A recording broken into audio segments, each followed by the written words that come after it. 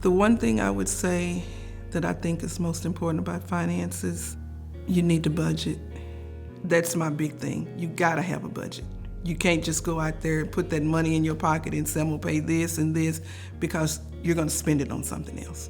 The best thing about finances is knowing your spending habits. So the best thing I can tell you to do is track your spending.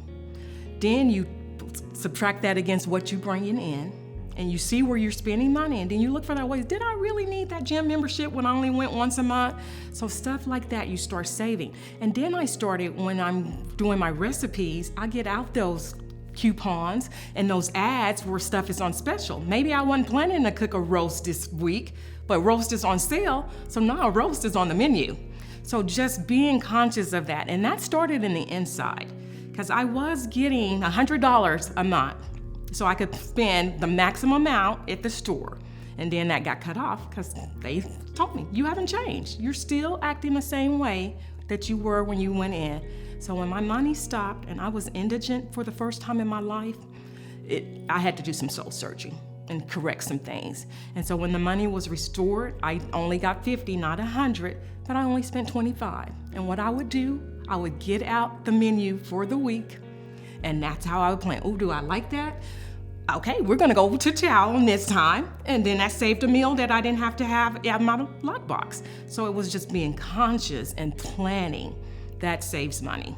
So to stay on budget, I literally use old-fashioned pen and paper and just write down every little penny I spend, from gasoline, my car insurance, utilities, to water I purchase at the store, coffee before work.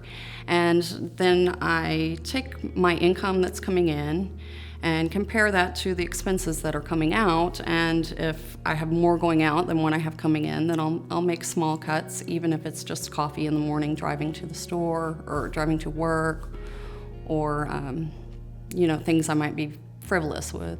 I had to really learn how to manage a household with a little, and focus on paying bills and doing for my children first. And I had to learn all of that, but I took it through a course of lack. I lacked the abundance, but I didn't lack what I needed. I just lacked the abundance. So that when you come to a place of having abundance, you can manage it well, because what you do with little, you'll do it with much. I think that we must know, when it comes to budgeting and finance, you have to save.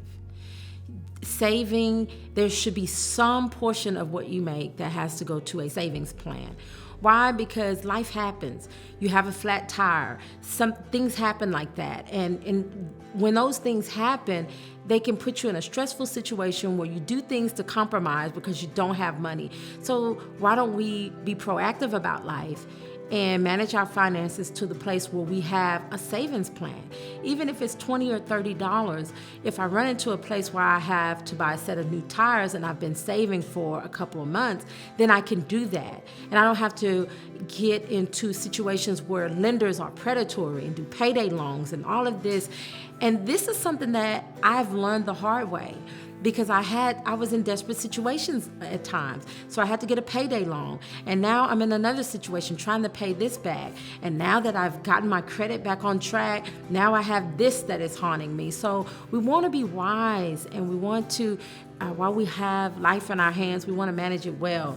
And managing it well means managing our finances, and part of managing our finances means we have some level of savings. I have 2 bank accounts.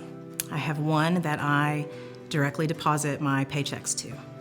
And then I have one that I'm not allowed to touch. I just transfer money into it, but I don't take money out of it. And that's my savings, and I do my very best. It's also an emergency fund in case anything were to happen. But the one checking account that I can deposit money into and take money out of, I also strategically, I have a chart that I have every dollar in there is allocated to something. So right off the top, I take out my tithe, and I give that to the church. I definitely pull out about 50 to 60% for basic bills and utilities. I try to include credit card payments in that as well. One rule of thumb I really work hard at is not charging more than I can pay off at the end of the month. I think that's really important. I don't always succeed, There have been months where I've lived off my credit cards, but that's what I strive for. Ultimately, my goal is to pull out 10 to 20% for savings. That isn't always the case, but that's what I shoot for. I also try to look at least 3 months ahead. Is there something big coming up?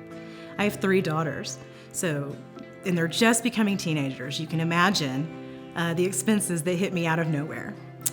I want to go to this cheerleading clinic. I want to go to this basketball clinic. And so sometimes expenses hit out of nowhere. So I try to look 3 months ahead, and if there's something big, account each dollar for that.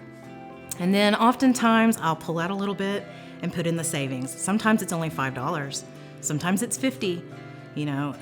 Just kind of varies month to month depending on what's happening. But every single dollar in there has a name on it.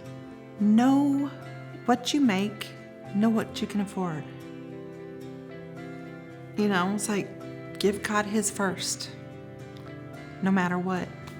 Because no matter how much you make, if he doesn't get his first, you're not going to be able to afford anything. You're really not.